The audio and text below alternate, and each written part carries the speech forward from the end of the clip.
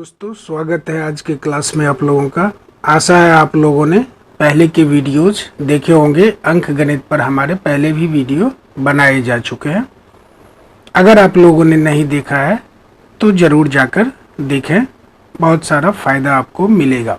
और आगे आने वाले वीडियोज़ को लगातार देखते रहें, कुछ न कुछ सीखने को हमेशा मिलेगा।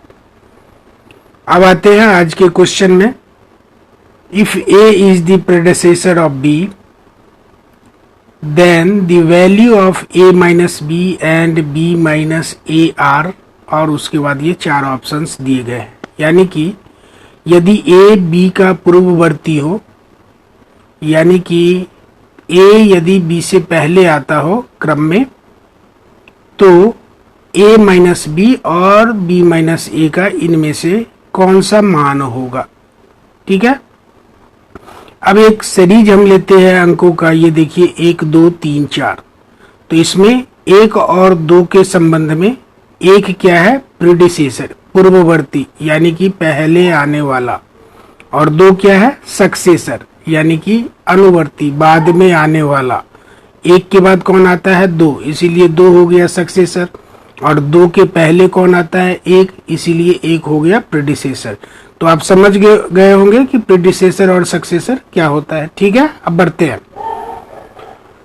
अब ये देखिए यहाँ पर है A और B। मान लेते हैं कि A का वैल्यू 5 है और B का वैल्यू 6 है। A बराबर 5, B बराबर 6। तो A माइनस B बराबर क्या होगा, A का वैल्यू हमने क्या लिया था, 5, तो 5 माइनस B का वैल्यू हमने क्या लिया था, 6, तो 6 बराबर क्या हुआ, -1। इसी तरह से B माइनस A का वैल्यू क्या होगा, B का वैल्यू था 6, तो 6 और माइनस A का वैल्यू था 5, तो 5 बराबर हो गया 1। यानी कि A माइनस B का वैल्यू हुआ -1 और B माइनस A का वैल्यू हो गया 1। इसीलिए हमारा आंसर वो होगा जिसमें A बराबर -1 है और B बराबर 1 है, यानी कि -1 एंड 1। ये रहा हमारा पहला आंसर होगा। इसको वैसे भी आसानी से ट्रिक के सहारे इतना ज़्यादा सॉल्व करने की जरूरत नहीं। ये तो मैंने मैथ्स को समझाने के लिए इतना कहा है। अगर आप एग्जाम में सॉल्व कर रहे हैं तो कोई एक, जैसे A माइनस B हमने निकाल लिया, B बड़ा है A छोटा है, तो आंसर हमारा हमेशा माइनस में होगा। और ऑप्शन में देखेंगे, ये देखो A माइनस B, यानी कि पहला जो आपका मान होगा वो माइनस किस में है, इसमें है। सीधे मार देना है 1 में कि ये हमारा आंसर है। ठीक है, तो चलते हैं अगले क्वेश्चन की ओर। ये रहा हमारा अगला क्वेश्चन। पढ़ते हैं क्वेश्चन को। Joseph scored 8 marks fewer than Amit in an examination. Kumar scored 12 marks more than Amit. In total they scored 205 marks. What was the score of Joseph. एक एग्जाम हुआ जिसमें जोसेफ ने अमित से 8 कम अंक प्राप्त किए। ठीक है, और कुमार ने अमित से 12 अधिक अंक प्राप्त किए, और तीनों मिलके 205 अंक इन तीनों ने लाया। तो पूछ रहा है कि बताओ इस परीक्षा में जोसेफ ने कितना अंक प्राप्त किया। अब चलो, अभी हम स्पेस के कारण से जोसेफ के बदले जे लिखते हैं, अमित के बदले ए लिखते हैं और कुमार के बदले में के लिखते हैं। तो प्रश्न के अनुसार जे ने कितना स्कोर किया, ए से 8 कम, तो लिख लिया A माइनस 8। यानी कि A बराबर क्या हो जाएगा, अगर A बराबर हम लेते हैं तो ये इधर आ जाएगा तो प्लस हो जाएगा J प्लस 8। A बराबर J प्लस 8। उसी तरह से K यानी कुमार ने अमित से कितना अंक अधिक प्राप्त किया, 12, तो हमने क्या लिखा, K बराबर A प्लस 12। ठीक है, अब यहाँ पर हम A का वैल्यू क्या लिख रहे हैं, A बराबर J प्लस 8। तो इस A के बदले हमने यहाँ लिख दिया J प्लस 8 और इस 12 के बदले प्लस में लिख दिया 12, यानी कि J प्लस 8 प्लस 12।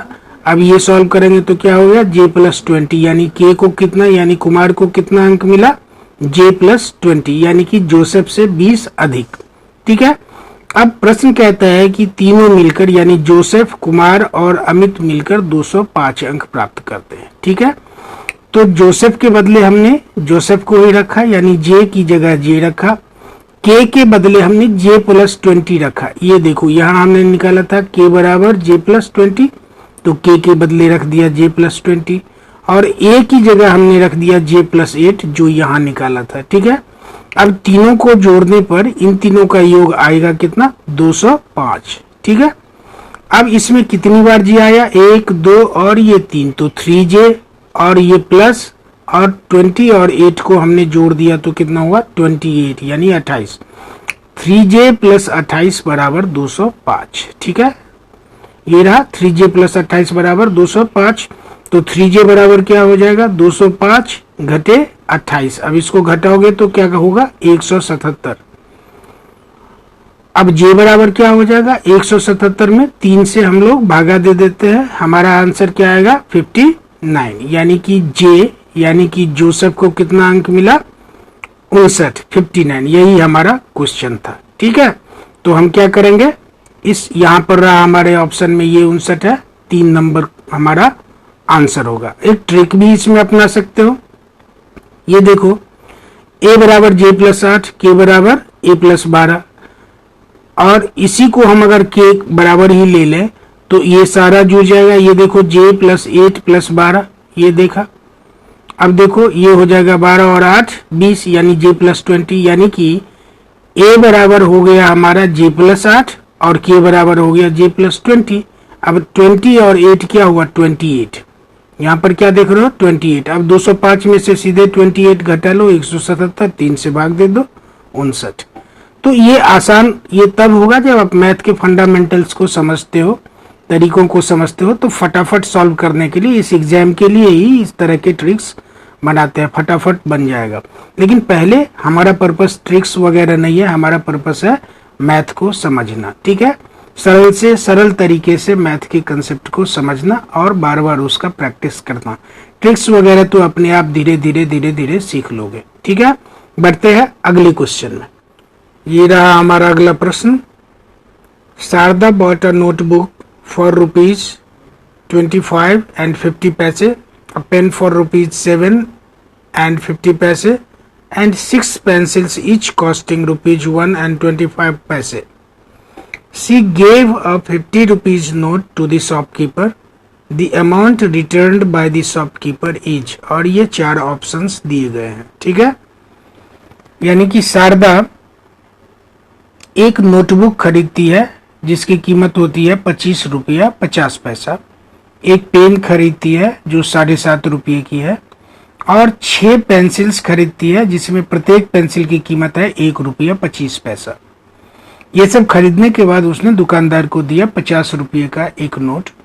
अब हमसे पूछा जा रहा है कि बताओ दुकानदार उसे कितना पैसा वापस करेगा, और ये सारे उत्तर के विकल्प हैं। अब चलो, एक नोटबुक की कीमत क्या थी, ₹25.50। एक पेन का मूल्य क्या था, ₹7.50 और एक पेंसिल का मूल्य क्या था, ₹1.25। तो फिर 6 पेंसिल का मूल्य क्या होगा, 6 गुने ₹1.25 यानी कि वो होगा ₹7.5। अब तीनों को जोड़ लेते हैं, नोटबुक की कीमत, पेन की कीमत और पेंसिल की कीमत को एक जगह हमने जोड़ लिया तो कुल मूल्य निकल आएगा ₹25.50 जोड़ ₹7.50 जोड़ ₹7.50। तो कुल कितना हो गया ये देखो, 0 का 0 ही आ गया। 5 गुने 3 बराबर 15, आपके पास रहा 1, 5 1 6, 7 13, 7 20, आपके हाथ में है 2, 2 और 2 4 यानी कि ₹40.50।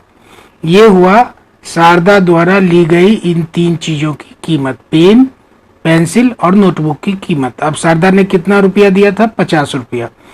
तो दुकानदार उसे कितना वापस करेगा, दुकानदार द्वारा वापस राशि ₹50 घटे इन वस्तुओं की कीमत ₹40.50। ये घटाओगे तो कितना आएगा, ₹9.50। तो हमारा आंसर कहाँ पर है, ये देखो ₹9.50। तो हमारा आंसर क्या हुआ, ये ऑप्शन नंबर 1। तो चलते हैं अगले प्रश्न में। ये रहा हमारा अगला प्रश्न। The pictograph shows the number of baskets of mangoes sold by a trader in 5 days।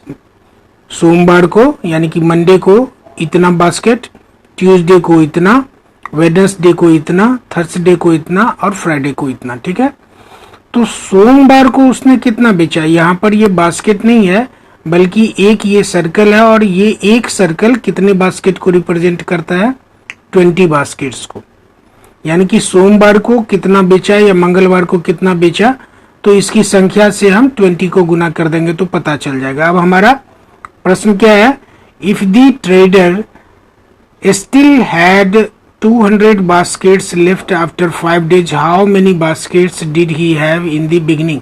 यानी कि अब सोमवार, मंगलवार, बुधवार, बृहस्पतिवार और शुक्रवार को इतना सारा मैंगोज का बास्केट बेचने के बाद भी उस ट्रेडर के पास, उस व्यापारी के पास 200 बास्केट बचे रहते हैं।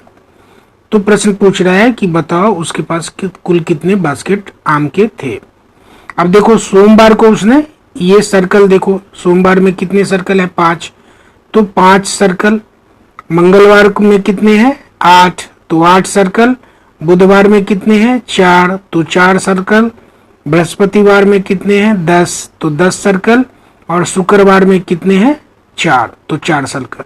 इस सभी सर्कल को हमने एक साथ कर लिया तो कुल हो गए कितने, 31। ये 31 सर्कल हैं। ठीक है, अब एक सर्कल का मान 20 टोकरी के बराबर है। एक सर्कल का मान 20 टोकरी के बराबर है। कुल 31 सर्कल हैं, यानी यहाँ देखो एक सर्कल बराबर 20 टोकरी, 31 सर्कल हैं तो 31 गुने 20 टोकरी यानी कि 620 टोकरी। अब उसके पास बचे हुए क्या है, इतना सारा आम बेचने के बावजूद उसके पास 200 आम के टोकरी बचे हुए हैं। तो बची हुई टोकरी कितने हो गए, 200। तो कुल टोकरी कितने हो गए, 620 और प्लस 200 कितने हो गए, 820। अब हम अपने आंसर में देखते हैं, ये रहा 820। तो हमारा आंसर क्या हुआ, ऑप्शन नंबर 3। ठीक है, चलते हैं अगले क्वेश्चन में। अगला question, the product of HCF and LCM of two numbers is 384 if one of them is 24 then other number is. ये 4 विकल्प हमारे दिए गए हैं। अब यहाँ पर सिंपल है, HCF और LCM को गुना कर देते हैं तो कितना आता है, 384। ठीक है, 384। मान लो ये पहली संख्या है, ये दूसरी संख्या है, किसी एक को पहली मान सकते हो, इसको भी मान सकते हो। वैसे HCF बड़ा होगा तो इसको भी ले सकते हो, लेकिन चलो यहाँ के लिए मान लेते हैं कि पहली संख्या ये है LCM जो 24 है। ठीक है, अच्छा अब HCF गुने 24 बराबर कितना है, 384। ठीक है, तो HCF बराबर 384 बटे 24। अब इसको काटोगे तो ये 8 से, ये 3 से कट जाएगा और 8 से ये 48 से 48 से कट जाएगा तो ये आएगा 48 बटे 3। अब 3 से फिर 48 को काटोगे तो आएगा कितना, 16। तो अब हमारी दूसरी संख्या क्या हो जाएगी, 16। यानी कि एक संख्या 24 और दूसरी संख्या 16। हमारा आंसर कहां पर है, यहाँ पर answer number 4।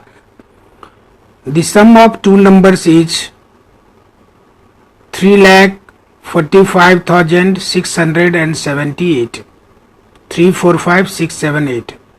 If one number is 16,016 greater than the other number, what is the greatest number? अब कह रहा है कि दो संख्या है जिनका योग 3,45,678 है। फिर कह रहा है कि यदि एक संख्या दूसरी संख्या से 16,016 बड़ी हो तो उन दोनों में सबसे बड़ी संख्या कौन सी है। ठीक है, फिर से एक बार सुन लें क्वेश्चन कि दो संख्याओं का योग 3,45,678 है। यदि एक संख्या दूसरी संख्या से 16,016 बड़ी हो तो बताओ कि उनमें सबसे बड़ी संख्या कौन सी, उन दोनों में बड़ी संख्या कौन सी है। अब देखो यहाँ पर पहली संख्या और दूसरी संख्या का योग कितना है, 3,45,678। और प्रश्न के हिसाब से पहली संख्या दूसरी संख्या से कितनी बड़ी है, 16,016। तो दूसरी संख्या और जोड़ पहली संख्या, और पहली संख्या का मान कितना है, दूसरी संख्या जोड़ 16,016। तो हमने लिख लिया दूसरी संख्या जोड़ 16,016 बराबर कितना हो गया, 3,45,678। अब दूसरी संख्या इसमें कितनी बार आया, 2 बार, तो 2 गुने दूसरी संख्या जोड़ 16,016 बराबर 3,45,678। तो अब 2 गुने दूसरी संख्या बराबर क्या होगा, इसमें से हम इसको घटा लेंगे, कितना आएगा ये 3,29,662। अब दूसरी संख्या बराबर क्या होगा, इस 2 से हम इस संख्या में भाग दे देंगे तो हमारा क्या आएगा 1,64,831। अब बड़ी संख्या उसमें से कौन होगी, अब इसमें से आप घटा लो, जो संख्या हमारा दिया गया है एक संख्या हमारी निकल के आ गई सामने 1,64,831, ये हमारी एक संख्या है। तो दूसरी संख्या क्या होगी, यानी इन दोनों के योग में से हम एक संख्या के मान को घटा लेते हैं तो ये रहा दूसरी संख्या निकल गई 1,80,847। हम अपने आंसर में देखते हैं कहाँ है, ये रहा। तो हमारा आंसर क्या है, आंसर नंबर 3। ठीक है दोस्तों, बढ़ते हैं अगले क्वेश्चन में। ये रहा हमारा अगला question, which of the following number is divisible by 18। इनमें से कौन सा नंबर, कौन सी संख्या 18 से विभाजित हो जाएगी। अब देखो 18 से विभाजित होने के लिए 2 शर्तें जरूरी है। किसी भी कोई भी संख्या अगर 18 से विभाजित होनी है तो उस संख्या को 2 शर्तें पूरी करनी होगी। पहला क्या, कि वह एक सम संख्या हो, और दूसरा कि उनके अंकों का योग 9 से विभाजित होता हो। अब जैसे अंकों का योग से मतलब क्या है, जैसे इसमें देखो इस संख्या में कितने अंक हैं 6, और 6 के 6 5 हैं, तो इनके अंकों का योग कितना होगा 6 गुने 5 यानी 30। अब 30 9 से विभाजित होना चाहिए, अगर 30 9 से विभाजित हो जाएगा तो ये 5,55,555 भी 18 से विभाजित हो जाएगा। ठीक है, तो चलो अब इसको सॉल्व करते हैं। पहली संख्या लेते हैं, ये देखो ये तो सम ही संख्या नहीं है जो कि हमारा पहला शर्त है। अब देखो इसका अंतिम अंक क्या है, ये 5, ये सम नहीं है, ये विषम संख्या है, तो जो सम संख्या नहीं है वो 18 से विभाजित नहीं होगा।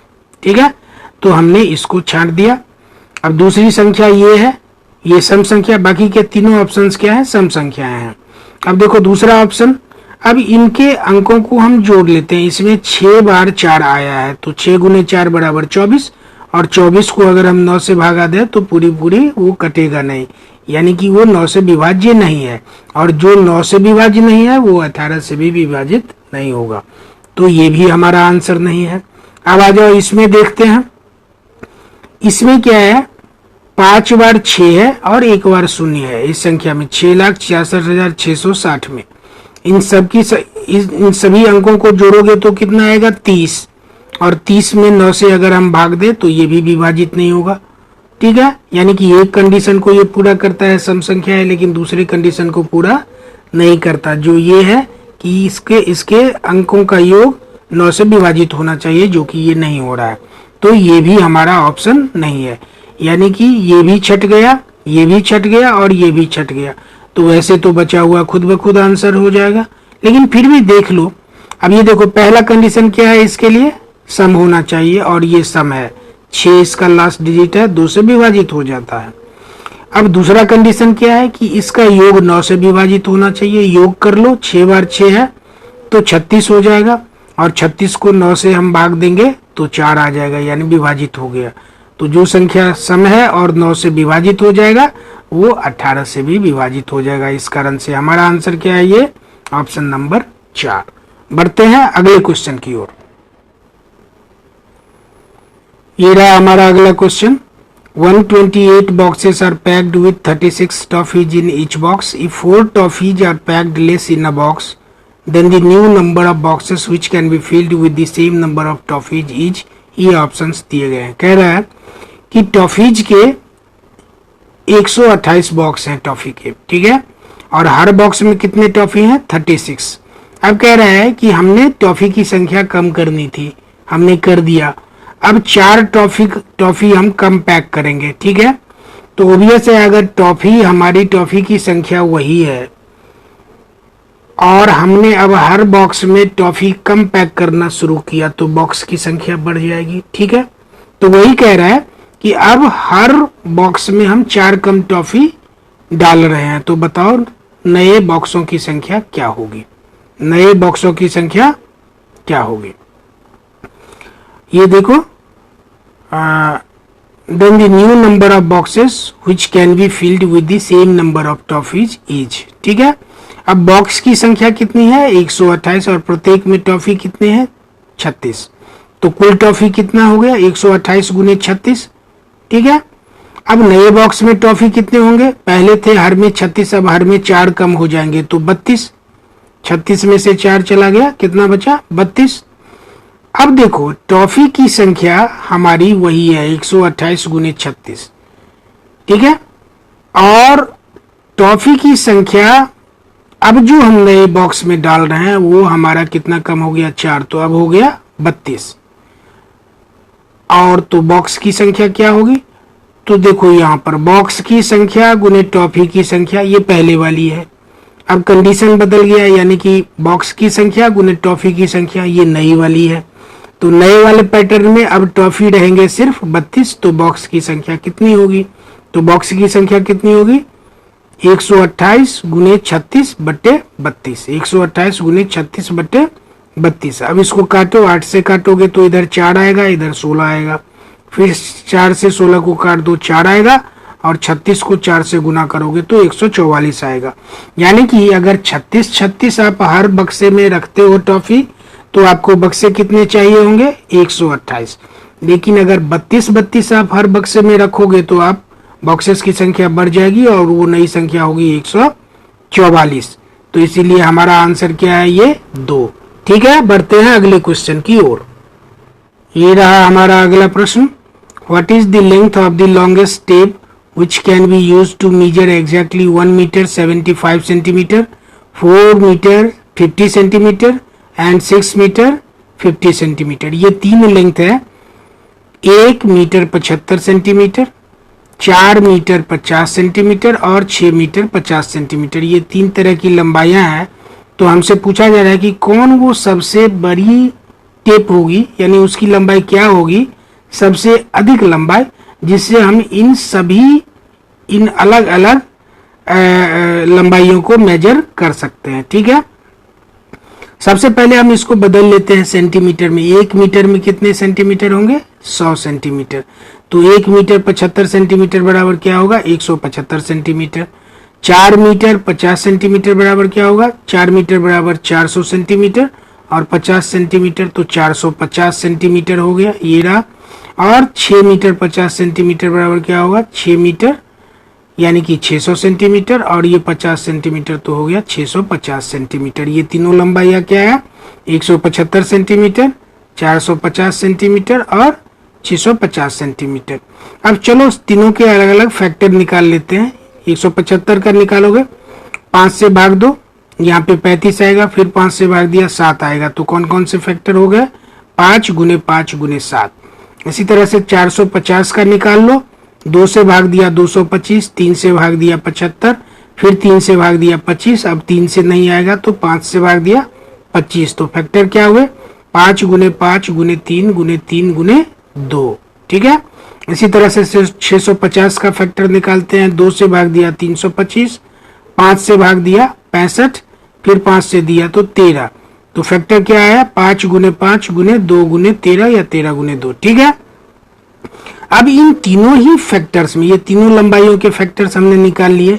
इन तीनों ही फैक्टर्स में कॉमन बड़े फैक्टर्स कौन है, आप याद करो, हम HCF दरअसल निकाल रहे हैं। कॉमन बड़े फैक्टर्स कौन है, ये देखो 5 गुने 5 सब में है और कोई कॉमन नहीं है, यानी कि सबसे बड़ा गुणक जो इनमें कॉमन है वो है 5 गुने 5 यानी कि 25।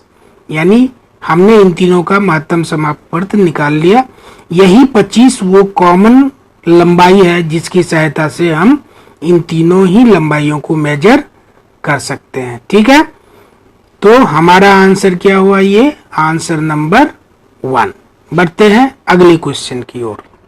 हमारा अगला question, Amar borrowed ₹800 at a rate of interest of 5% per annum. The amount he will pay after 3.5 years is. ये चारों विकल्प दिए गए हैं। अमर ने कहीं से 800 रुपया उधार लिया 5% प्रति वर्ष ब्याज की दर से। ठीक है, तो 3.5 वर्ष के बाद उसे कितना पैसा वापस करना पड़ेगा, कितनी राशि वापस करनी है अमर ने। अब देखो मूलधन कितना हो गया 800 रुपया, समय कितना है 3.5 वर्ष, दर कितनी है 5%। तो ब्याज बराबर आप लोगों को पहले भी एपिसोड्स में बताया है, मूलधन गुने समय गुने दर बट्टे 100, ये सूत्र। अब देखो तो मूलधन है 800, समय है 3.5 वर्ष, उसको हमने बदल लिया था, ये हो गया 3 दूनी 6 1 7, 7/2 वर्ष ये रहा, और गुणे दर 5%। अब काट लो, 2 से 800 को काटोगे 400 आया, यानी कि 400 गुणे 7 गुणे 5/100, ये 100 यहाँ आ गया। अब 100 से ये 400 को काट लो तो भैया बचा क्या 4, तो 4 गुणे 7 गुणे 5 ये रहा। अब इन दोनों को गुना करोगे तो आएगा 28, और 28 गुणे 5 बराबर हो गया 140, यानी कि उसकी ब्याज कितनी बनी 800 रुपये पर 5% ब्याज की दर से 3.5 वर्ष में ब्याज की राशि कितनी बनी 140, और मूलधन कितना था 800 रुपया। तो मिश्रधन बराबर हमने क्या बताया, मिश्रधन बराबर मूलधन जोड़ ब्याज। मूलधन है 800, ब्याज है 140, दोनों मिला के कितना हो गया 940, यानी कि अमर को कितना पैसा वापस करना पड़ेगा 3.5 वर्ष के बाद 940 रुपया। तो हमारा आंसर क्या हो गया, ये option number 2। When 48.480 is divided by 8, quotient obtained is, यानी कि जब 48.480 को हम 8 से विभाजित करते हैं तो हमें भागफल क्या मिलता है। ठीक है, ये विकल्प हैं। अब चलो इसको हम लोग हल करते हैं। ये हमने लिख दिया 48.480 भागा 8। अब हमने 2 से काट दिया ऊपर नीचे, तो हमें क्या मिला 24.24/4। फिर इन दोनों को हमने 2 से काट दिया तो क्या मिला 12.12/2।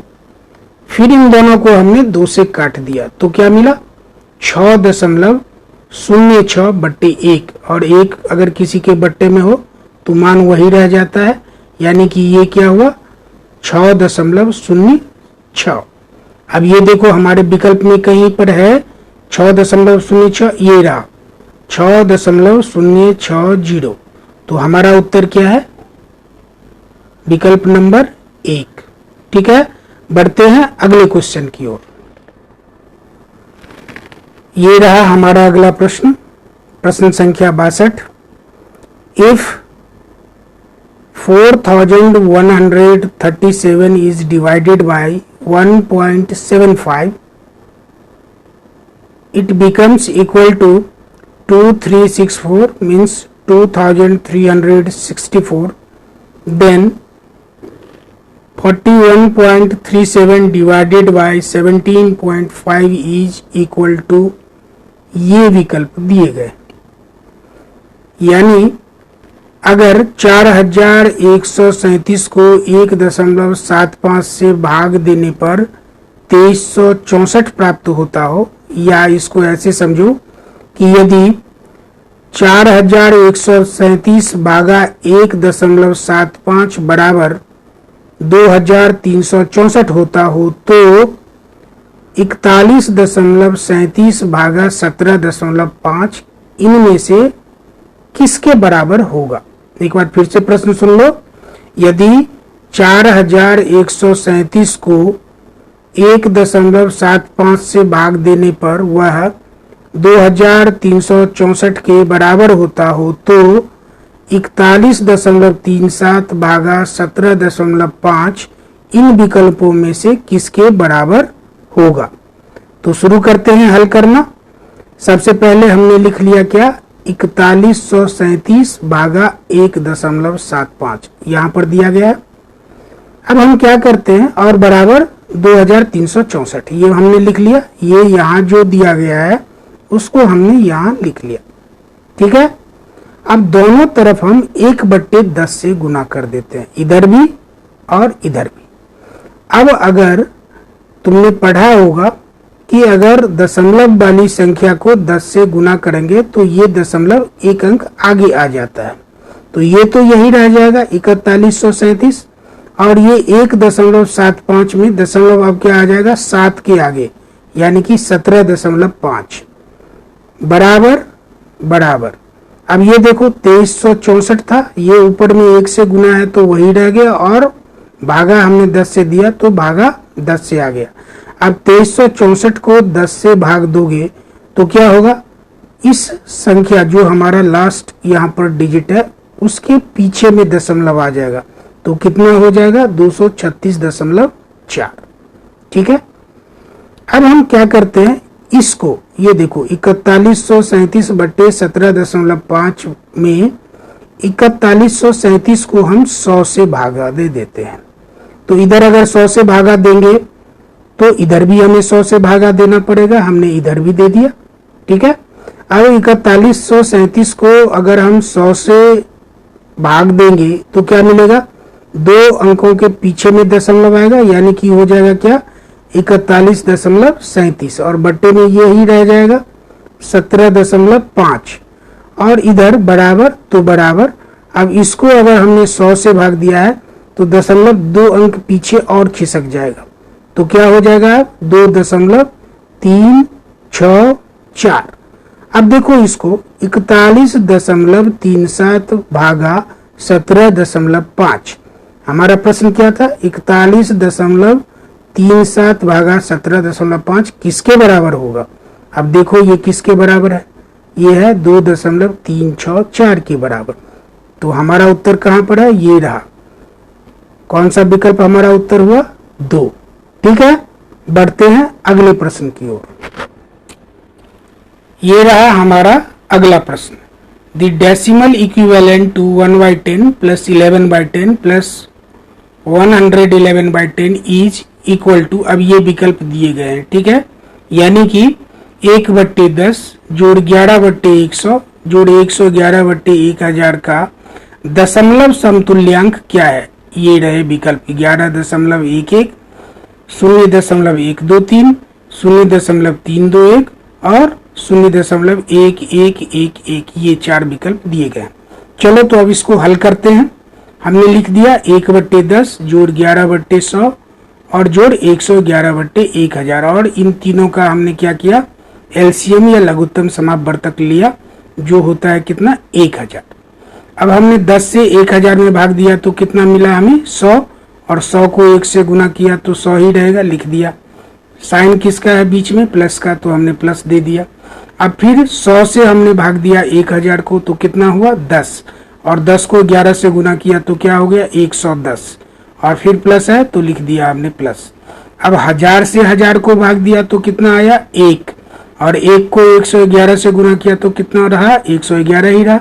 अब इन तीनों को हमने जोड़ लिया, इन तीनों को जोड़ोगे तो आएगा 321 और बट्टे में लिख दिया क्या 1000। अब दशमलव में बदलना तुम लोगों ने सीखा ही होगा कि जितने जीरो हैं उतने अंकों के पीछे में दशमलव रख दो। अब कितने जीरो हैं 3, तो 3 अंक और ये अंक जो गिनोगे वो आगे से 1 2 3, यानी 3 के पीछे में जाके दशमलव रख दो और दशमलव के पीछे में अगर नहीं कुछ है तो जीरो रख दो। तो ये रहा, हमने रख दिया। अब क्या हमारा आंसर हो गया 0.321, ये हमारा आंसर है। देखते हैं कहां पर है, ये रहा 0.321। तो हमारा उत्तर क्या है, ये विकल्प 3। ठीक है दोस्तों, समझ रहे हो। बढ़ते हैं अगले प्रश्न की ओर। ये रहा हमारा अगला प्रश्न। Rahul purchased old TV for ₹3000. He spends ₹300 on its repair. He sold TV for ₹3500. What is his profit?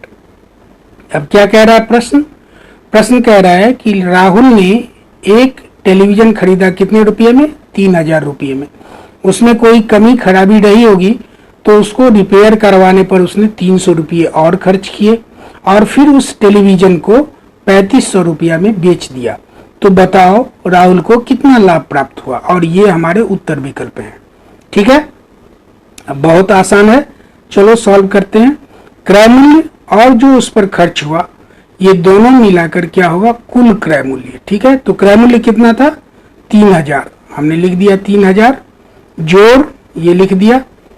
खर्चा कितना आया था ठीक करवाने पर 300 रुपया, तो हमने लिख दिया 300 रुपया।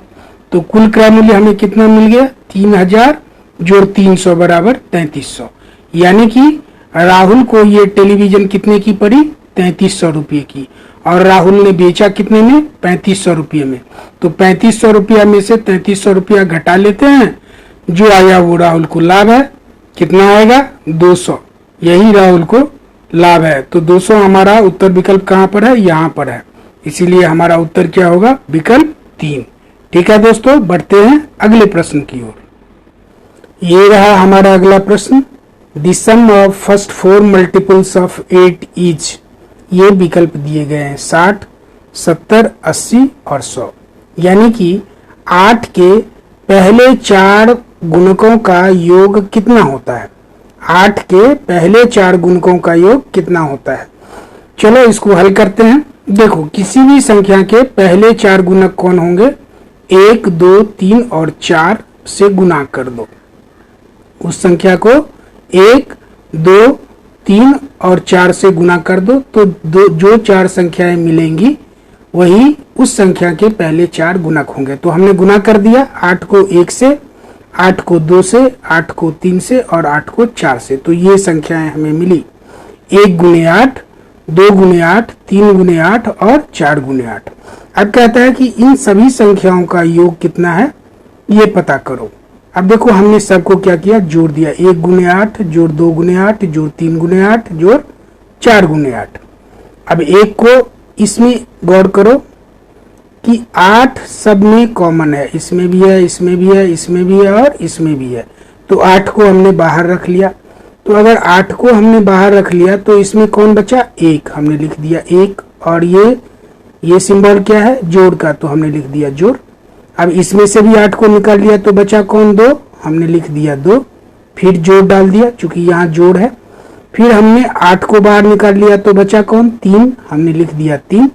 और फिर जोड़ डाल दिया चूंकि यहाँ जोड़ है। फिर हमने इसमें से भी 8 को बाहर निकाल लिया तो बचा कौन, 4। तो ये रहा 4। अब हमारे पास क्या है, 8 गुणे 1 जोड़ 2 जोड़ 3 जोड़ 4। अब इन चारों संख्याओं को जोड़ लो। जोड़ने का तरीका हमने पिछले एपिसोड में भी बताया है कि इस अंतिम अंक में ये पहला अंक जोड़ दो, जो आएगा उसको इस अंतिम अंक से फिर गुना कर दो और उसको 2 से भाग दे दो। जितना आएगा वही इन संख्याओं का जोड़ है।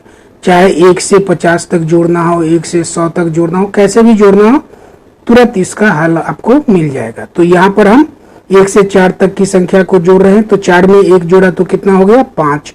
और 5 को फिर वापस किससे गुना किया, 4 से, और भागा दे दिया 2 से। तो अब देखो, 4 और 5 को गुना करोगे तो कितना आएगा, 20। तो 8 गुने 20 और बट्टे में कितना था, 2, लिख दिया 2। ये 10 से कट गया और 10 को 8 से हमने गुना किया तो कितना आया, 80। यानी कि 8 के पहले 4 गुणकों का योग कितना होगा, 80। 8 गुने 10 बराबर 80। 10 इसलिए लिखा कि ये देखो 8 और इन चारों को जोड़ो तो कई बार संख्याओं में वही आ जाता है। ये आ गया 10, 4, 3, 7, 2, 9, 1, 10। तो 8 गुने 10 बराबर 80। ठीक है, तो हमारा विकल्प क्या हुआ, 3। Observe the following pattern of triangles made of match sticks. ये मैच स्टिक से यानी माचिस की तीली से ये ट्रायंगल्स बनाए गए हैं। पैटर्न क्या है, ये देखो, 3 तीलियां जब हम लेते हैं तो एक ट्रायंगल बनता है, 5 तीली से 2 ट्रायंगल, 7 तीली से 3 ट्रायंगल, 1, 2, 3, और 9 तीली से 1, 2, 3, 4 ट्रायंगल बन रहे हैं। ठीक है, तो यहाँ पर दिया भी गया है नंबर ऑफ ट्रायंगल्स यानी कि 1, 2, 3, 4 और नंबर ऑफ मैच स्टिक्स यानी कि त्रिभुजों की संख्या जितनी बन रही है और उनको बनाने के लिए जितनी तीलियों की संख्या ली जा रही है। ये देखो, 3 तीली लिया, 1 ट्रायंगल बना, 5 तीली लिया, 2 ट्रायंगल बना, 7 तीली लिया, 3 ट्रायंगल बना और 9 तीली लिया, 4 ट्रायंगल बना। अब पूछ रहा है कि how many match sticks do you think are required to make 10 triangles. यानी कि अब बताओ, 3 तीली लिया तो 1 ट्रायंगल बना, 5 लिया तो 2 ट्रायंगल्स बने, 7 लिया तो 3 ट्रायंगल्स बने, 9 लिया तो 4 ट्रायंगल्स बने।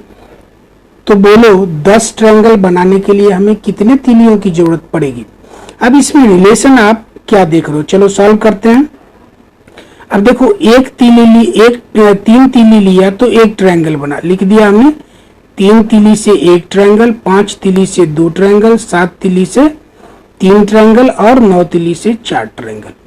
अब इसमें रिलेशन क्या देख रहे हो, एक को 2 से गुना करो और एक ही जोड़ दो तो कितना हो गया, 1 गुने 2 जोड़ 1 बराबर क्या आया 3।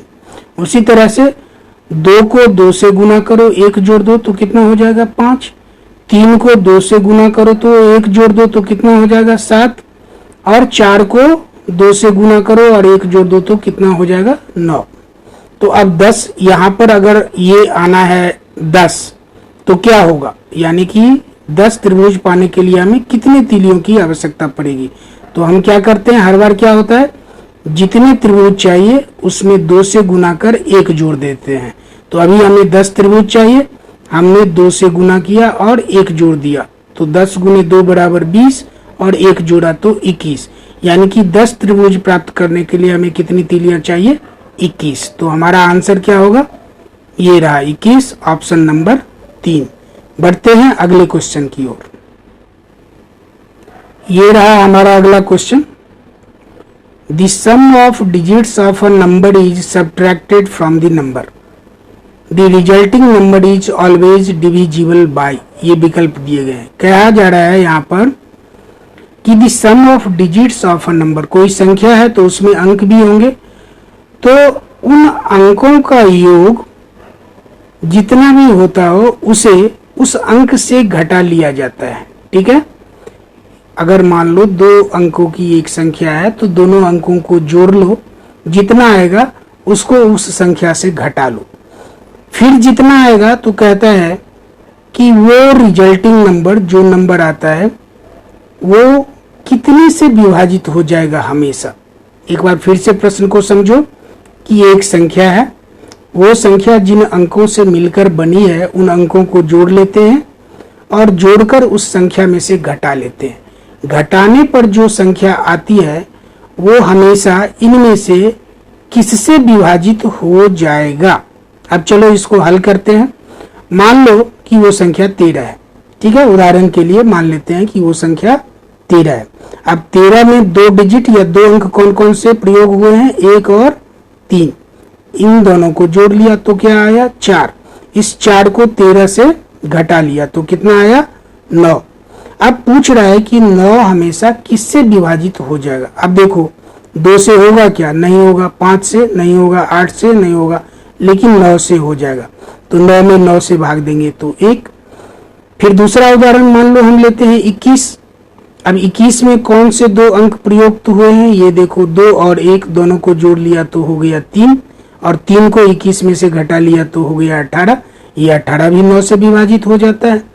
अब अगला कोई और एक नंबर ले लेते हैं, 25 ले लेते हैं। ये देखो 25 में कौन से 2 अंकों का प्रयोग किया गया है, 2 और 5 का। 2 और 5 को जोड़ लिया तो आया 7। 7 को 25 में से घटाया तो हुआ 18। 18 फिर से 9 से विभाजित हो जाता है। यानी कि अगर कोई 2 अंकों की संख्या हम लेते हैं, मान लो, या 3 अंकों की संख्या लेते हैं, तो उस संख्या के अंकों को अगर हम जोड़ दें और जो हमारा परिणाम आए उसको उस संख्या में से घटा लें तो जो संख्या आएगी वो हमेशा 9 से विभाजित होगी। ये याद रखना। ठीक है, तो अभी के लिए हमारा यहाँ पर क्या उत्तर होगा 9, और ये 9 कहाँ पर है, हमारे विकल्प 4 में। तो उत्तर कौन हुआ, विकल्प 4। बढ़ते हैं अगले क्वेश्चन की ओर। ये रहा हमारा अगला प्रश्न। Jammu Express starts from Jammu at 8:20 a.m. It takes 8 hours 35 minutes to reach Delhi. If it is late by 25 minutes, then at what time will it reach Delhi? और ये 4 विकल्प दिए गए हैं। एक ट्रेन है, उसका नाम है जम्मू एक्सप्रेस, जो जम्मू से 8:20 पर सुबह में चलती है। ठीक है, और दिल्ली पहुंचने में उसे कितना समय लगता है, 8 घंटा 35 मिनट। और कह रहा है कि यदि यह ट्रेन 25 मिनट देर हो, लेट हो, तो बताओ वो कितने बजे या किस समय पर दिल्ली पहुंचेगी। अब चलो इसको हल करते हैं। ट्रेन के खुलने का समय क्या है, 8:20 सुबह में, और यात्रा की यानी कि ट्रेन जो समय लेता है दिल्ली पहुंचने में, वो अवधि या समय क्या है, यानी यात्रा की अवधि क्या है, 8 घंटा 35 मिनट। और देर कितनी हो गई, 25 मिनट की। तो सबको जोड़ लेते हैं। अब देखो 5 5 10 और 2 3 5 2 7 और 10 में जो एक बचा वो मिला के हो गया 8, यानी कि ये आ गया 80 और इधर जोड़ोगे तो 8 8 16, यानी कि 16:80 PM। PM इसलिए कि ये 12 से अधिक हो गया है तो हम लिख देंगे PM। अब देखो 80 यहाँ क्या है, मिनट है, और 16 क्या है, घंटे हैं। तो अब मिनट में से 80 मिनट में से हम 60 मिनट घटा लेते हैं। 60 मिनट का कितना होता है, 1 घंटा, तो 1 घंटा इधर हम जोड़ देते हैं। 60 इधर घटाया और उसको घंटे में बदल के इधर जोड़ दिया, ये हमने मिनट घटाया था। तो 16 1 17, अब ये हो गया 17 घंटा। और चूंकि 60 मिनट हमने इसमें से निकाल लिया तो कितने मिनट बच गए, 20 मिनट। तो ट्रेन कितने बजे पहुंची, 17:20 पर। अब 17:20 तो हमारा कोई ऑप्शन है नहीं, तो अब देखो इसमें से हम 12 घंटा घटाते हैं, यानी 12 घटाएंगे तो क्या आया, 5, यानी कि ये हमारा 17 में से 12 जाने पर 5 आया और ये 20 मिनट वही रह गया, यानी कि 5:20 पर शाम में, PM शाम में ये गाड़ी कहाँ पहुंचेगी, दिल्ली स्टेशन। तो हमारा उत्तर क्या हुआ, 5:20 PM। अब इसमें कहां पर है ये देखो 5:20 PM में है। हमारा उत्तर क्या है, विकल्प संख्या 3। ठीक है दोस्तों, बढ़ते हैं अगले प्रश्न की ओर। ये रहा हमारा अगला प्रश्न। The area of adjacent figure is, ये एक फिगर दिया गया है, कह रहा है कि इसका क्षेत्रफल क्या होगा। अब इस फिगर में गौर करो, ये क्या है, ये क्या है, ये एक स्क्वायर दिख रहा है। ये देखो ये क्या है, एक स्क्वायर दिख रहा है, और ये दोनों क्या है, उसकी भुजाओं पर बने 2 ट्रायंगल्स हैं। ठीक है, अब इस ट्रायंगल का आधार कितना है, 4 सेंटीमीटर। इस ट्रायंगल का भी आधार है 4 सेंटीमीटर, और ये स्क्वायर, ये जो बढ़ गया है, उसकी भुजाओं की लंबाई क्या है, 12-12 सेंटीमीटर। चारों भुजाओं की लंबाई है। ठीक है, तो अब हमें इस पूरे फिगर का, इस पूरे चित्र का क्षेत्रफल निकालना है। चलो निकालते हैं। अब ये दोनों त्रिभुज समान क्षेत्रफल वाले हैं। क्यों, इसलिए कि देखो इसके आधार की लंबाई भी वही है 4 सेंटीमीटर, 4 सेंटीमीटर, और ऊंचाई भी बराबर है। चूंकि दोनों वर्ग की भुजाओं पर बने त्रिभुज हैं तो ऊंचाई भी बराबर होंगे इन दोनों के, तो ये क्षेत्रफल भी इन दोनों के बराबर होंगे, यानी कि 2 गुने त्रिभुज का क्षेत्रफल।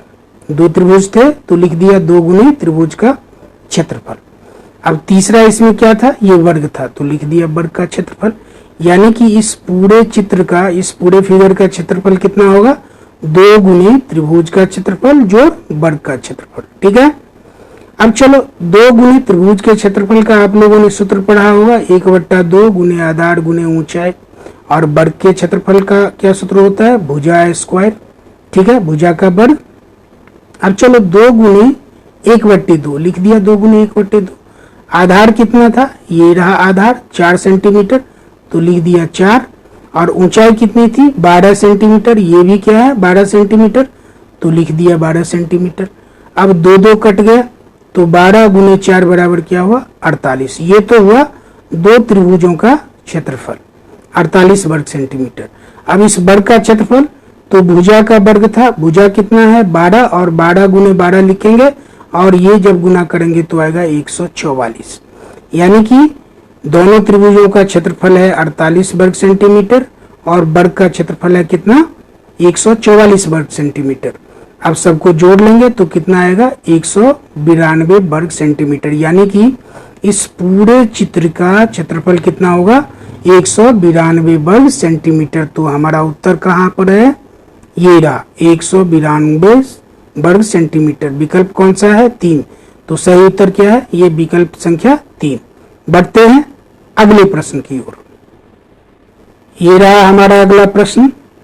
A train starts at 1:45 PM from a station at a speed of 60 km per hour. At what time will it reach a station 165 kilometers away? एक ट्रेन है जो 1:45 पर दोपहर में कहाँ से चलती है, किसी स्टेशन से, और उसकी स्पीड क्या होती है 60 किलोमीटर प्रति घंटा। अब उसे पहुंचना है एक दूसरे स्टेशन तक जिसकी दूरी है 165 किलोमीटर।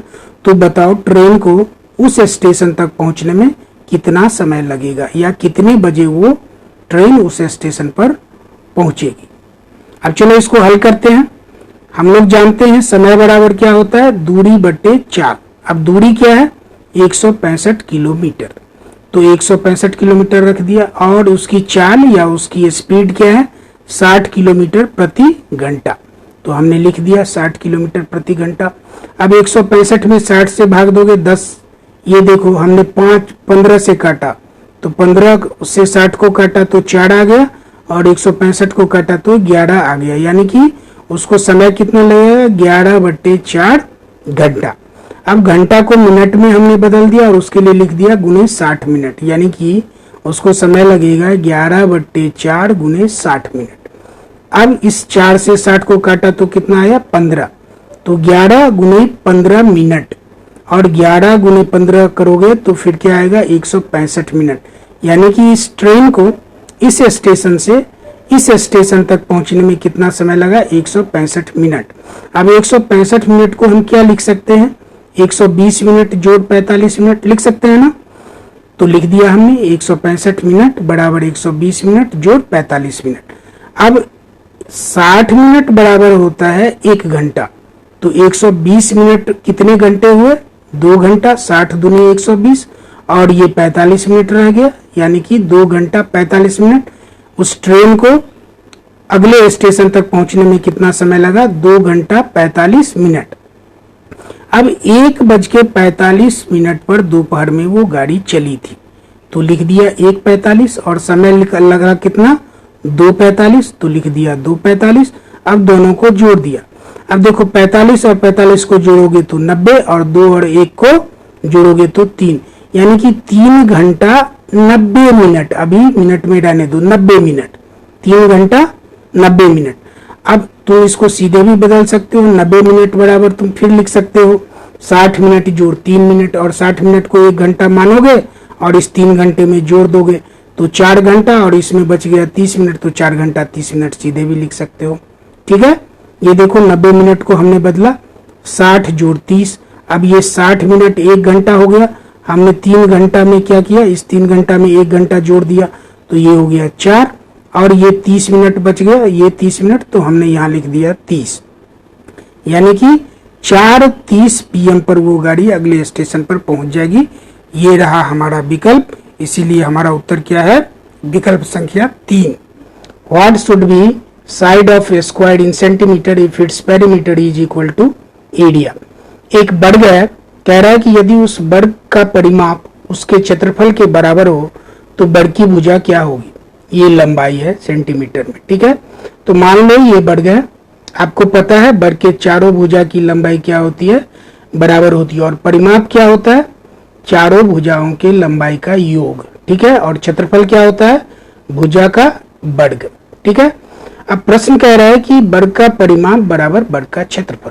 अब परिमाप का सूत्र क्या है 4 भुजाओं का योग, या उसे आप 4 गुने भुजा भी लिख सकते हो, हमने लिख दिया 4 गुने भुजा बराबर बराबर क्षेत्रफल क्या होता है भुजा का वर्ग, यानी कि भुजा गुने भुजा, ठीक है। अब ये एक भुजा इस एक भुजा से कट गया तो इधर क्या बच गया 4 और इधर क्या बच गया भुजा, लिख दिया हमने भुजा बराबर कितना है 4 सेंटीमीटर। कितना आसान है, तो हमारा आंसर क्या हुआ ये विकल्प संख्या 3, ठीक है। दोस्तों बढ़ते हैं अगले प्रश्न की ओर, समझ रहे हो। अगर आपको समझने में कोई परेशानी हो तो कमेंट सेक्शन में जाकर हमें बताइए, हिचकिए मत, हम जरूर आपके समस्या का समाधान करेंगे। ये रहा हमारा अगला प्रश्न। A fruit shop sales banana at ₹40 per dozen और banana for ₹5। How much will it cost to buy 99 bananas. और ये 4 विकल्प दिए गए हैं उत्तर के। अब ये बताओ कि जब कोई दर्जन के भाव से सामान खरीदता है तो ये देखो ये सस्ता दे रहा है, 1 दर्जन का 40 रुपया, लेकिन 1 केला लोगे तो 5 रुपया। 1 दर्जन में कितने होते हैं 12, तो अगर हम 1 केले के भाव से 12 केला लें तो 12 पचे 60, 12 को 5 से गुना करोगे तो कितना आएगा 60। तो एक एक करके केला हम अगर 1 के भाव से खरीदे तो हमें 1 दर्जन का 60 रुपया पड़ता है और अगर दर्जन के भाव से खरीदे तो 40। तो हमेशा आदमी क्या करेगा, दर्जन के भाव से खरीदेगा, है ना। तो इसी तरह के चीज को दिमाग में रखकर आगे बढ़ते हैं। ये देखो हमने प्रश्न को हल किया है। कैसे, तो हमने 99 में, अब एक दर्जन में कितने होते हैं, 12, तो 12 से भाग दे दिया। तो 12 को 8 से गुना करोगे तो 96, यानी 8 दर्जन तो पूरे हो गए। अब बच कितने गए, 3 केले, ठीक है। 96 और 3 कितना हो गया, 99। यानी कि हमारे पास जो भी पैसे हैं उससे हम क्या 8 दर्जन और ये 3 केले खरीदेंगे दर्जन वाले भाव से, ठीक है। तो 8 दर्जन अगर हम खरीदेंगे तो एक दर्जन का 40 रुपया, 8 दर्जन का 40 गुने 8, और 3 केले दर्जन के हिसाब से तो मिलेंगे नहीं, ये अकेले अकेले मिलेंगे। तो 3 केले मुझे क्या 5 की दर से मिलेंगे, तो 3 गुने 5। अब 8 गुने 40 320 हो गया, और 3 गुने 5 15 हो गया। दोनों को जोड़ लिया, कितना हो गया 335। यानी कि हमें 99 केले खरीदने के बदले 335 रुपये खर्चने होंगे। अगर वैसे अगर तुम जोड़ो तो देखो 99 को 5 से गुना कर दो। अगर एक केला करके खरीदते हो तो 99 को 5 से गुना करोगे तो 495 आएगा। अब बताओ आप 99 केले लोगे 495 रुपये के या 335 रुपये की? स्पष्ट है 335 के, तो इसीलिए हमारा उत्तर क्या होगा 335। ये रहा विकल्प संख्या 1, यही हमारा सही उत्तर है। ठीक है, बढ़ते हैं अगले प्रश्न की ओर। ये रहा हमारा अगला question. 12 men or 15 women can finish a work in 24 days. In how many days the same work can be finished by 8 men and 8 women? ठीक है, यानी कि 15 आदमी या 12 महिला किसी काम को 24 दिनों में पूरा कर लेते हैं। तो बताओ यदि 8 आदमी और 8 महिला साथ काम करें तो उस काम को कितने दिनों में पूरा कर लेंगे, यही हमारा प्रश्न है। अब प्रश्न पर ध्यान दो, इसने कहा 12 आदमी या 15 महिला। इसका मतलब हुआ कि 12 आदमी किसके बराबर है, 15 महिला के बराबर या 15 औरत के बराबर। तो 12 आदमी बराबर क्या हो गया 15 औरत। तो एक औरत बराबर क्या होगा 12/15, यानी कि एक औरत का काम आदमी के काम का 12/15 होता है। ठीक है, तो अब यहाँ पर काम कितनी महिलाएं कर रही हैं या कितनी औरतें कर रही हैं, 8। तो 8 औरतों का काम कितने आदमी के काम के बराबर होगा 12/15 और गुने 8 लिख दिया हमने। अब इसको काट लो, ये 3 से कटेगा तो 3 को ये 5 से ये कट गया, 3 5 15 और 3 चौके 12 और 8 चौके 32, यानी कि 8 औरत का काम कितने आदमी के काम के बराबर होगा 32/5 आदमी के काम के। ठीक है, अब सूत्र तो तुम्हें पहले से पता है कि कुल काम बराबर कितना होता है आदमी गुने दिन, आदमी गुने दिन। ठीक है, यानी कि पहले जितने आदमी थे और जितने दिन लगे वो बाद में जितने आदमी होंगे और जितने दिन लगेंगे, काम तो हमेशा उतना ही रहेगा। तो इसलिए ये दोनों ही पक्ष क्या होता है बराबर होता है। अब पहले कितने आदमी थे और कितने दिन लगे थे, 12 आदमी थे 24 दिन लगे थे, तो लिख लिया हमने 12 गुने 24। ये एक तरह से कुल कार्य को बताता है। ठीक है, अब कितने आदमी हो गए, तो 8 आदमी हैं और 8 औरतें हैं, और 8 औरतों के काम का काम किसके बराबर है 32/5 आदमी के। तो हमने लिख लिया 8 जोड़ ये आदमी है और ये औरत का मान यहाँ पर आदमी के रूप में हमने रखा है। तो 8 जोड़ 32/5 तो हो गया कुल आदमी। अब गुने दिन, तो लिख दिया दिन। अब अगर हम दिन निकाले तो ये देखो 12 गुने 24 और ये 5 इधर चला जाएगा, लेकिन उससे पहले हमें यहाँ क्रिया करना पड़ेगा क्या, तो 8 गुने 5 जोड़ 32, यानी कि ये हो क्या जाएगा 5 गुने 8 बराबर 40 और जोड़ 32/5 यानी 72/5 होगा।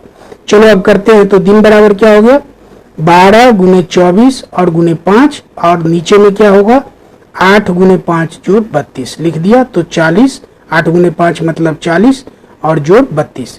तो दिनों की संख्या क्या होगी, यानी 8 आदमी और 8 औरतों के लिए इस काम को खत्म करने में कितना समय लगेगा 12 गुने 24 गुने 5/40 जोड़ 32।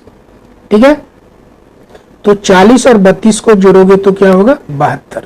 अब देखो 24 से ये पूरा पूरा कट जाएगा, 3 आएगा, 24 गुने 3 बराबर 72, और 3 से इस 12 को काट दो, आपको क्या आएगा 4, और 4 को 5 से गुना कर दो तो कितना आया 20। यानी कि 8 औरत और 8 महिला मिलके इस काम को कितने दिनों में खत्म कर लेंगे 20 दिनों में। तो हमारा विकल्प कहाँ है, ये रहा 20। तो हमारा सही उत्तर क्या होगा, विकल्प संख्या 2। बढ़ते हैं अगले प्रश्न की ओर। ये रहा हमारा अगला प्रश्न। The incomplete bar graph shows Samyukta's saving during the first 5 months of a particular year. She saved a total of rupees 950 during 5 months. The amount of money saved in February was as much as that saved in March. How much did she save in February? कह रहा है कि नीचे के इस graph में ये दिखाया गया है कि संयुक्ता ने 5 महीनों यानी जनवरी, फरवरी, मार्च, अप्रैल और मई में कितने रुपये की बचत की है। ठीक है, प्रश्न में बताया गया है कि ये कुल बचत 5 महीनों में 950 रुपये की है। साथ ही बताया जा रहा है कि फरवरी और मार्च में उसकी आमदनी बचत बराबर थी। तो बताओ फरवरी में उसकी बचत क्या है। अब सबसे पहले हम देखते हैं जनवरी में उसकी बचत क्या है। जनवरी में देखो ये बार दिखा रहा है, यहाँ पॉइंट कर रहा है, और ये पॉइंट 160 और 200 के बीच में आता है। दोनों को जोड़ लेते हैं, 360 हुआ, 2 से भाग दे देते हैं, 180 हो गया। यानी कि जनवरी महीने में उसकी बचत कितने की थी 180 रुपये की। फरवरी और मार्च में बराबर है लेकिन हमें पता नहीं है। अब अप्रैल में ये देखो, इसके बाईं ओर हम देखेंगे ये है 120 और 80 के बीच। अब दोनों को जोड़ लेते हैं, 120 और 80 कितना हो गया 200, आधा कर लेते हैं तो 100। यानी कि अप्रैल के महीने में संयुक्ता की बचत कितनी है 100। और मई में तो ये देखो, चूंकि ये दोनों ग्राफ की ऊंचाई बराबर है, दोनों बार की ऊंचाई बराबर है, और ये हमने कितना पाया था 180, तो ये भी कितना होगा 180। तो मई में भी उसकी बचत कितनी है 180। अब देखो यहां पर जनवरी, अप्रैल और मई, ठीक है, इन तीनों महीनों के बचत को हमने जोड़ लिया, 180 जोड़े 100 जोड़े 100 बराबर 460, और कुल बचत कितनी है 950। तो फरवरी और मार्च की बचत कितनी होगी, तो कुल बचत में से इन 3 महीनों की बचत को घटा लो। तो हमने घटा लिया, 950 माइनस 460 बराबर 490।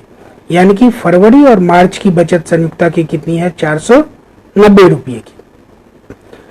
अब फरवरी और मार्च की बचत दोनों महीने में बराबर है, यानी कि आप मार्च के बदले फिर यहाँ पर फरवरी लिख सकते हो।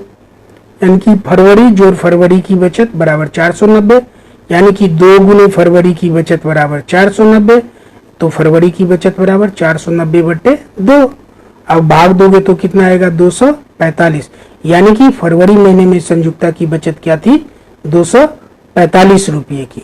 ठीक है, हमारे उत्तर विकल्प में कहां पर है, ये यहाँ पर है। तो हमारा उत्तर क्या है विकल्प संख्या 1। ठीक है दोस्तों, बढ़ते हैं अगले क्वेश्चन की ओर। ये रहा हमारा अगला और आज का अंतिम question. A fish tank can hold 45 liters of water when filled to the brim. It is 4/9 filled if 2/5 of the water is removed. How much more water must be added in order to fill the tank to the brim? अब देखो एक tank है जिसकी क्षमता कितने की है 45 litre की। ठीक है, अब कह रहा है कि वो टैंक का 4/9 हिस्सा अभी भरा हुआ है। 45 लीटर का टैंक है और उसका 4/9 हिस्सा अभी भरा हुआ है, यानी कि उसके 4/9 हिस्से में अभी पानी है। अब कह रहा है कि यदि उस पानी का 2/5 भाग हम बाहर निकाल देते हैं तो बताओ उसमें कितना पानी डालें कि वो वापस वो टैंक पूरी तरह से भर जाएगा, यानी कि उसमें 45 लीटर पानी हो जाएगा। चलो अब हल करते हैं। अब उसमें पानी कितना है सबसे पहले हम ये देखते हैं। तो 45 लीटर का 4/9 ये लिया हमने, 45 को 4/9 से गुना कर दिया, 45 9 से कट गया ये 5, और 5 गुने 4 बराबर 20। यानी कि उस टैंक में अभी पानी कितना है 20 लीटर। ठीक है, अब कह रहा है कि उसका 2/5 हमने निकाल दिया, बाहर कर दिया। तो 20 का 2/5 कितना होगा 5, ये 4 से कट गया ये, तो 5 चौके 20, 4 दूनी 8, यानी कि 20 लीटर में से 8 लीटर पानी उसने हटा दिया या निकाल दिया। तो कितना बच गया 12 लीटर पानी। अब कहता है कि बताओ उसमें हम कितना डालें कि वो 45 मीटर हो जाए, 45 लीटर हो जाए। तो बताओ अब इस टैंक में आवश्यक पानी की मात्रा क्या होगी, टैंक की क्षमता घटे बचा हुआ पानी। टैंक की क्षमता क्या है 45 लीटर, बचा हुआ पानी जितना अभी टैंक में है वो है 12 लीटर, यानी कि 45 लीटर घटे 12 लीटर बराबर कितना बचा 33 लीटर, यानी कि उसमें 33 लीटर पानी हम डालें तो टैंक पूरी तरह से भर जाएगा। ठीक है, तो हमारा उत्तर क्या होगा ये 33 लीटर। उत्तर विकल्प कौन सा सही है 3। तो दोस्तों आज के क्लास में इतना ही। आशा है आप लोगों ने कुछ सीखा होगा, और अगर आपको लगता है कि यहाँ पर हम कुछ सीख रहे हैं, आपको अच्छा लग रहा है हमारे साथ पढ़ना, तो इस चैनल को आप जरूर सब्सक्राइब कर लें। और हाँ, मेंटल एबिलिटी के जो एपिसोड्स हैं उसको भी आप देखें, ताकि अंकगणित और मानसिक परीक्षण के जो क्वेश्चंस हैं वो साथ साथ उसकी तैयारी आपकी हो सके। ठीक है, तो फिर मिलते हैं अगली क्लास में।